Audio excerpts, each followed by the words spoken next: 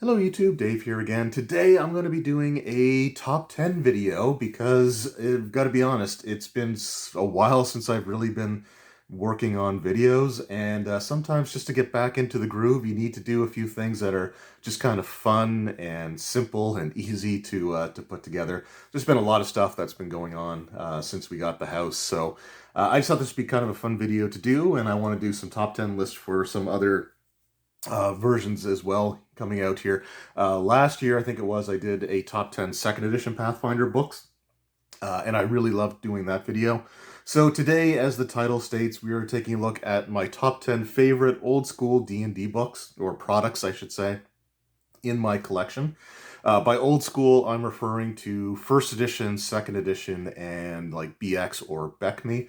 I was considering including Zero Edition, but honestly, I own all the Zero Edition books, but it's just not a version of D&D that I'm particularly interested in experiencing. I've never played it as a player or tried to run it as a referee or dungeon master or whatever. I think referee was the term that they used for that particular version of the game. So I wanted to stick with something that I at least had, versions of the game that I've at least either played or run. In fact, I've personally ran every version of D&D with the exception of BX and BECME. And our current gaming group is actually going through a little bit of a journey through the various editions of Dungeons and Dragons. I was running a 5th edition game for quite a while that ended up turning into Rime of the Frost Maiden, which wrapped up in, I think in 2022. And I also started a 3.5 game doing the Savage Tide adventure path, which I'm actually going to be running another session of that coming up very, very soon, which I'm looking forward to because it's been a couple months with all the stuff that's been going on since I've been able to run that. But we also recently started a second edition AD&D game that I've been running for them, and I've been having a lot of fun with that as well.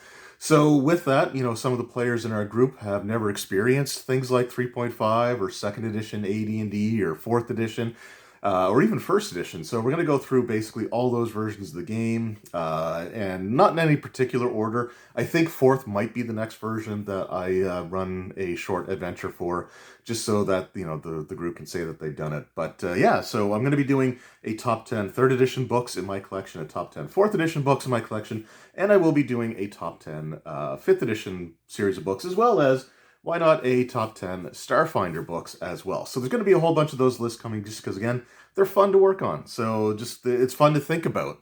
And this past weekend, I just found myself thinking of some of these lists. So let's just dive right into it. So today we're looking at second edition AD&D, first edition AD&D, and basic expert or the BECME D&D. There are some minor differences between BX and BECME, but I still consider it all to fall under the umbrella of D&D Basic, so I guess I should have just been calling it that all along. So these are my personal top 10 favorite books.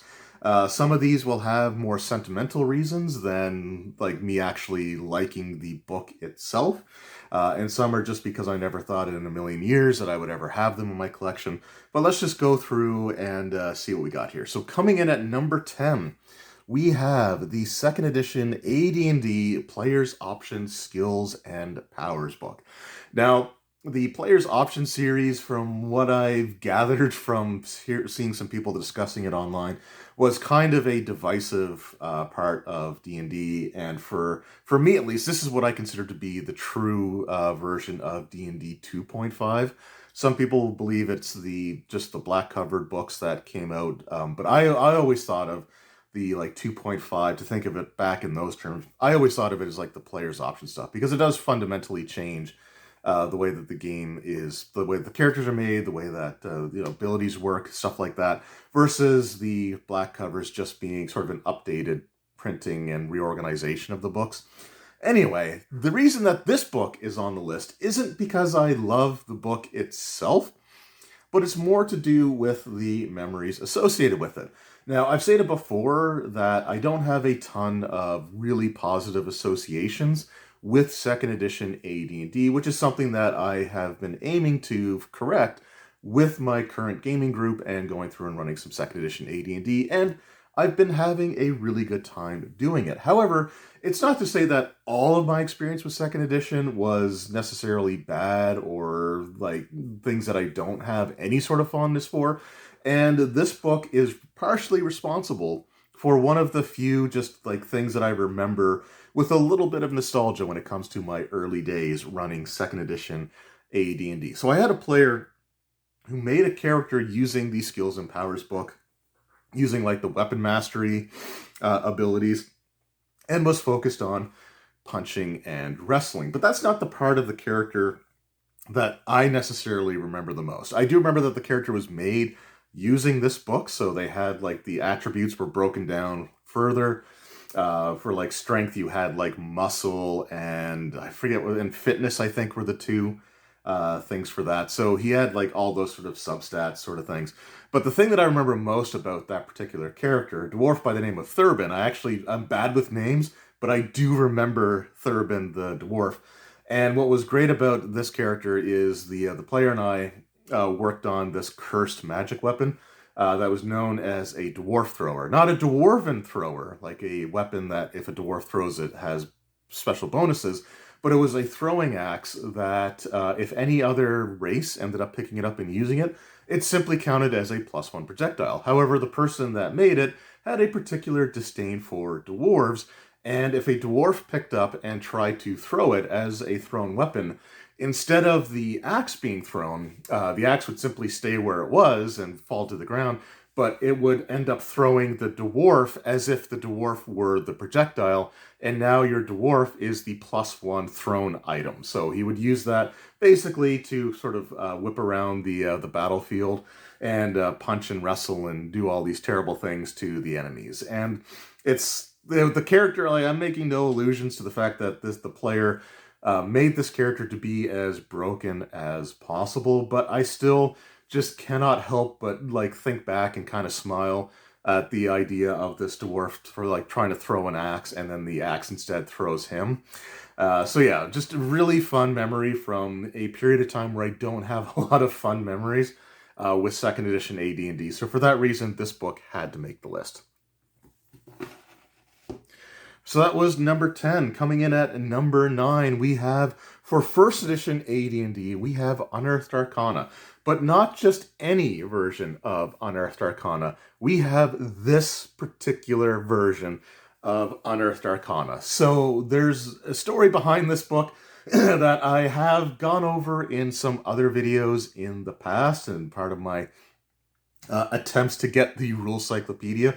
But basically, to make a long story short, when DM's Guild released the Rules Encyclopedia for print on demand, I ended up ordering it not right away, but as soon as I had the funds for it, it was the first thing that I ended up ordering off of that site, with a couple of other books also kind of thrown in there. Now, I got the other books eventually, although there were issues with those as well, but the Rules Encyclopedia never arrived after more than a month, so I contacted customer service. They apologized. They said they would send out a replacement copy, and they sent out a replacement book. However, during that time period, there was this strange glitch in their system that when you ordered the Rules Encyclopedia, then it would actually send the wrong product code to the printing company, and they would print the entirely wrong book. So about 3 weeks after the replacement book was sent out to me, I ended up getting a delivery of a package that was a print-on-demand D&D book that felt suspiciously thin to be the Rules Encyclopedia. And sure enough, it was this Unearthed Arcana book. A fair number of people apparently were having the same issue around the same time. But what was interesting about this is that at the time, this was not available as a print-on-demand book. So there were only a few people that had a print-on-demand version of Unearthed Arcana, and it made it kind of a rarity. I did contact their customer service, said the wrong book was sent. They told me just to keep it and not worry about it. And I did eventually get a copy of the Rules Encyclopedia, as well as the original one, also finally had shown up about a week or two after the replacement version actually arrived. So just a weird time, but this book is precious to me because of the story around how I ended up getting it. And pretty much just that. I know, again, Unearthed Arcana was also a very divisive book for first edition AD&D. I kind of like it. I like some of the classes that are in there. I like some of the things that are in there. But this is another example of it not really being the contents of the book as so much as the memories associated with how it came into my possession. So that is why that is on the list. So that is at number 9. At number 8, we do have some basic D&D. My God, words are hard in the morning. We have the Shady Dragon in accessory number 1 for the basic line of the Dungeons and Dragons role-playing game. So this is one of my just favorite kind of accessories, period, when it comes to like my D&D collection. A friend of mine owned I don't like to say legitimate copy, I will say an original copy of it. And I just kind of fell in love with the book at that point in time. And what this is, I will open this one just a little bit here. But basically, it just has a whole bunch of pre-made characters that you can have as a player. You can just pick one out of the book and use it. Or as a dungeon master, there's a bunch of NPCs that you can use. There's actually the layout and map of the Shady Dragon in itself. And it also has the LJN line of like the action figures turned into D&D NPCs. So you have Kellic, you have Strongheart, you have Warduke, all included in this book as well. And again, when I started collecting basic D&D, after the Rules Encyclopedia, this was the very first thing that I ended up ordering. I just love anything along these lines with like pre-made NPCs or just things that you can sort of just pick and pluck and drop into your game if you need to. I think it's just a really cool resource. I wish we'd have more stuff like this today, if I can be completely and totally honest. Wizards of the Coast maybe make something like this again would be great. Just a little like $20 soft cover book that you can put out that just has a ton of NPCs and a couple of locations like a tavern or something like that. But yeah, I love this book. I think it's one of the coolest accessories that they came out with. There's some of our LJN characters there. Anyway, really awesome stuff, and I love this book to death. All right, so coming in at number 7, we have Against the Slave Lords for 1st edition Advanced Dungeons and Dragons. So this is a compilation book. This came out in 2013, I believe. This was during the period of time in which the D&D Next playtest was ongoing, and Wizards of the Coast had essentially quietly completely canceled their 4th edition product line, and instead were focusing on just reprinting stuff. So this was the era that saw reprints of 1st edition AD&D books, the core rule books, and Unearthed Arcana, as well as a couple of adventure books. It had reprints of the 3.5 core rule books, as well as the 2nd edition AD&D core rule books, and a $100 plus like wooden box collector's edition reprints of the 0 edition books. So this was in like their reprint phase, and I gotta be honest, I kind of wish they would have just kept doing these sorts of things.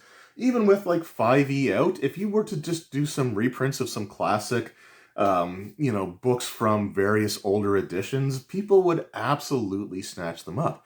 I mean, these reprints here sold pretty well from what I can understand. Like, I don't remember seeing a lot of them like sitting and kind of wasting away on store shelves. So again, this is something that if Wizards of the Coast wants to monetize their brand a little bit more, re-releasing some of these like older products or doing like module compilations would be an amazing way to do that. The reason that this book is on the list is because this is the book that inspired me to actually run 1st edition AD&D for the first time ever a few years back. And I had an absolute blast with it. Now, I never actually got to run any of the Slave Lords adventures because I only had a small group of players that were interested at the time. And I gotta be honest, I completely glossed over the idea of just having like hirelings or henchmen fill out the party to sort of have extra bodies there. But when it says like it's for like 6 to 8 characters of various levels, it's like, okay, well, my players aren't there yet, so maybe to get them introduced to the system, I designed a short adventure for them to go through. And yeah, it was a lot of fun. I really enjoyed running first edition AD&D. I hated trying to look stuff up in first edition AD&D, but I had a great time running it, and I would never have run first edition AD&D if it wasn't for this book in particular. So that is why it is number 7 on my list. All right, and coming in at number 6, we have probably the most beat up book in my collection. This is the Deities and Demigods for first edition AD&D. Now, this is special to me because, number one, I got it from one of my closest friends who was initially not looking to sell this book at all. I did buy a bunch of like first edition AD&D books from back when he had his store, but this was a book that he had in his personal collection that he was looking to hold on to until he ended up deciding to move out of the province to further his education. So he was trying to shrink down his collection, and he contacted me first to give me the first crack at picking this book up. So it is well used, it is well loved, it is well seasoned, but I would never replace this with anything. Like if I were to find a version of this that was in better shape, I would probably pick it up and have it, but I would never get rid of this book. But yeah, this also is the one that has the like the Stormbringer stuff in it, and the Call of Cthulhu mythos in here. So I think it was just the first and second printings of the Deities and Demigods book that had those things in there. Then from the third printing on, they were removed, and eventually the book was completely re-released as Legends and Lore, even though it's the exact same book as Deities and Demigods. They just changed the name. And I think they did that because they were having to give like credits to Chaosium for the properties that, like the Cthulhu mythos and stuff, that Wizards technically didn't have the rights for to be including in the books. So regardless, though, again, there's some sentimental reason for it. I love the Cthulhu mythos. I love, Lovecraft stories. And to have this book that's kind of hard to come by, and not only to get this book, but to get it from a close personal friend and know that it was a book that he, kind of prized in his collection, and is now one of the favorite books that I have in my collection. So Deities Demigods for second edition or first edition AD&D is at number 6. Coming in at number 5, we have In Search of Adventure for basic D&D. I love this book to death, and when it comes time to run my like Beck Me D&D game as we're going through the various editions of Dungeons and Dragons, this is the version of the game that I kind of want to end that journey off on, because I want to run this particular adventure, this book. And what's great about this book, it's sort of a collection of like the high spots from the B1 through B9 modules.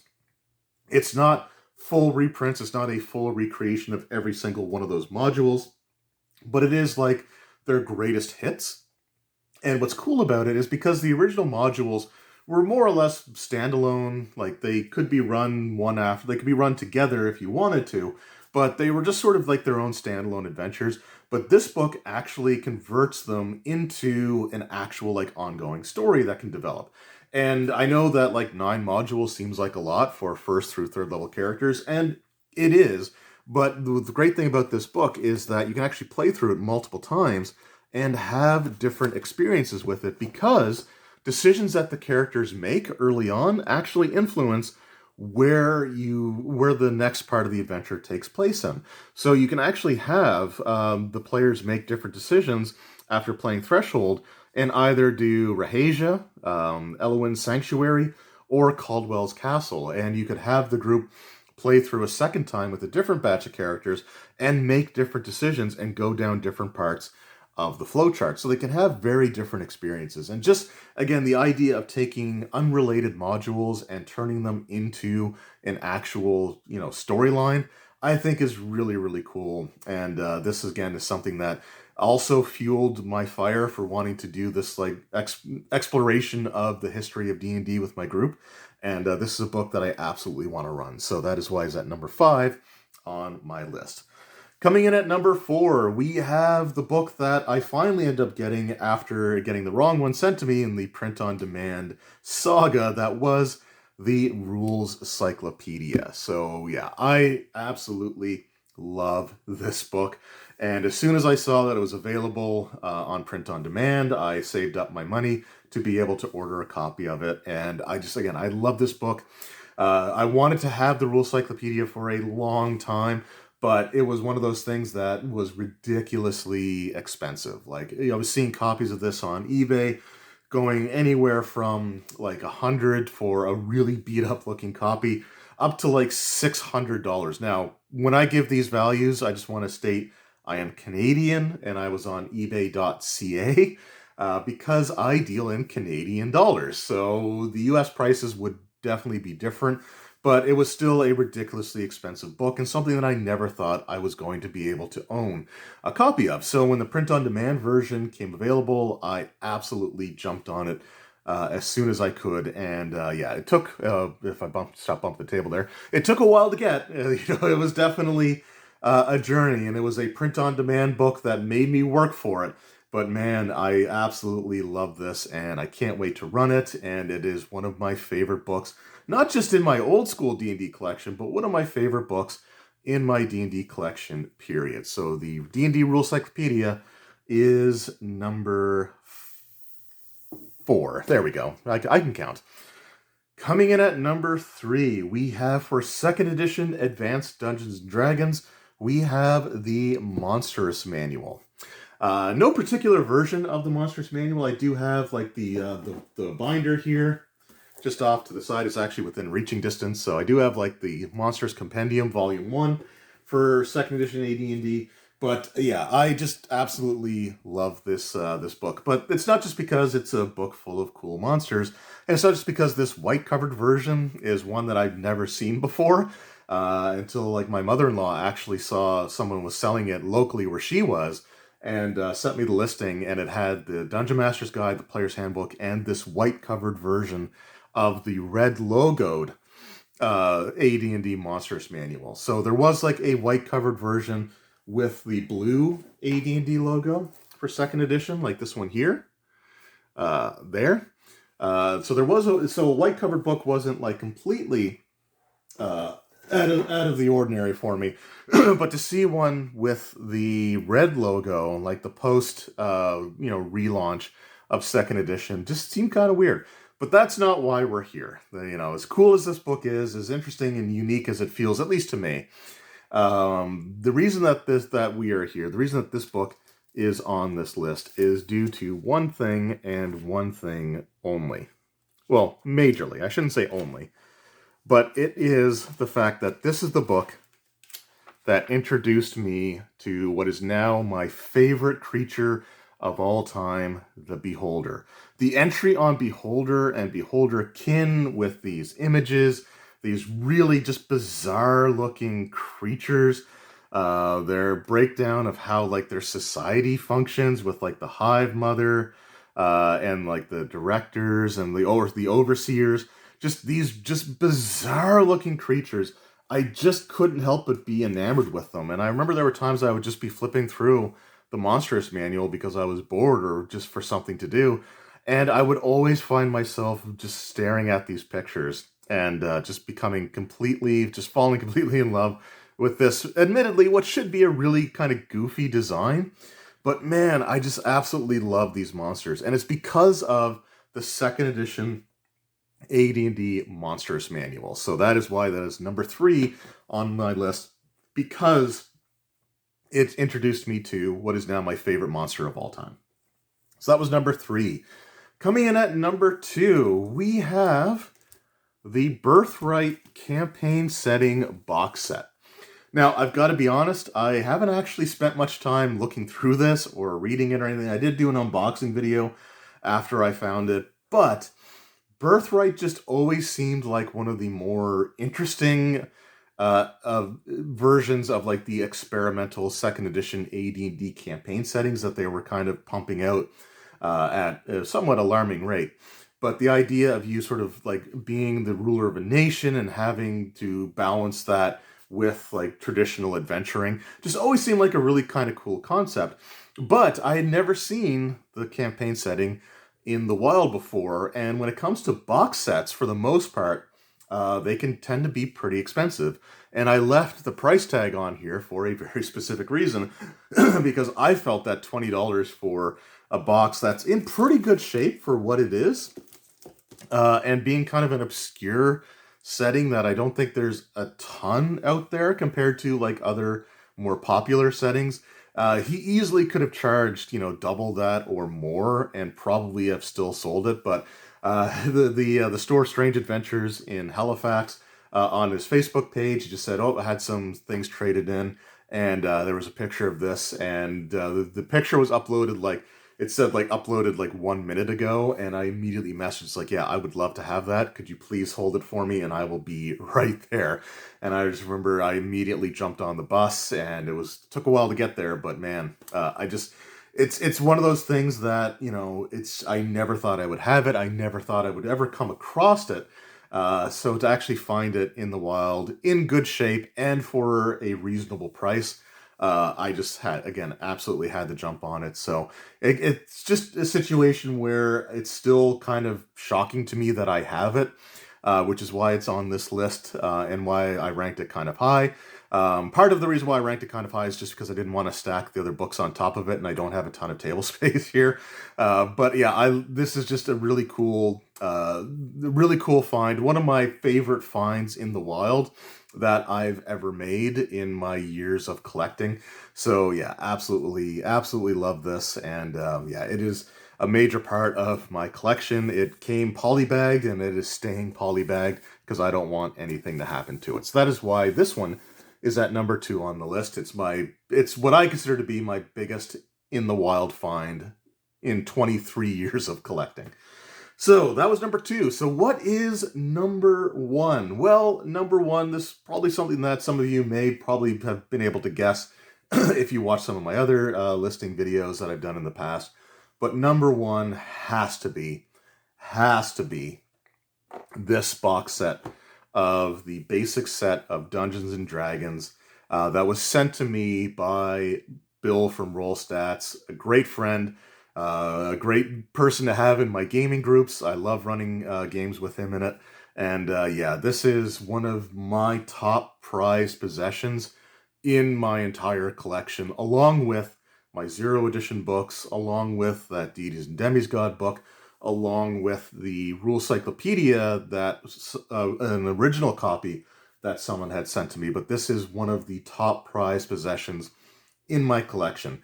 If there was ever a situation where, for some reason or another, I ended up having to give away or get rid of or sell off the majority of my collection, this is one of those items that would never, ever leave my possession.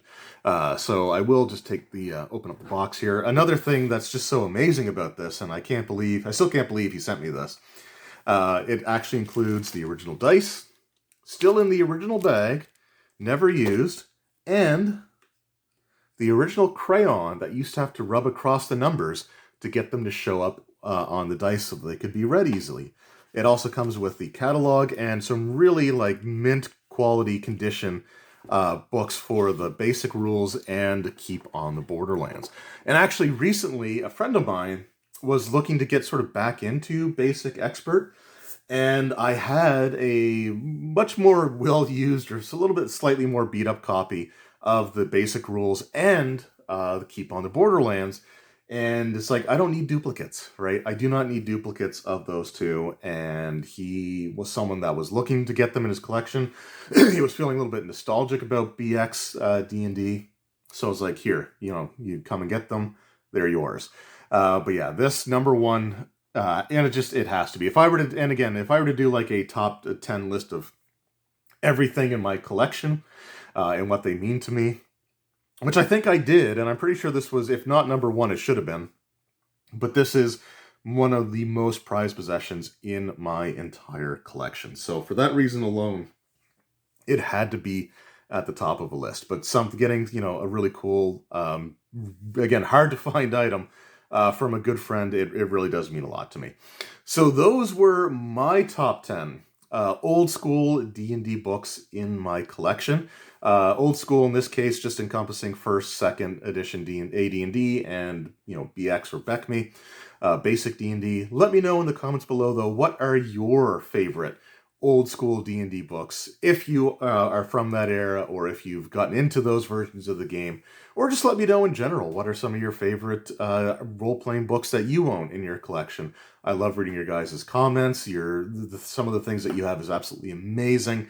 So yeah, let me know that in the comments below. Anyway, thank you guys very much for watching. I hope you enjoyed this video, and I'll be back in a little bit with another top 10 video when we take a look at my top 10 favorite books in my 3.0 and 3.5 collection. Until then, though, again, thank you for your time. It really does mean the world to me. I am hoping to get back into more regular uploads, and hopefully this will help with that. But until next time, take care.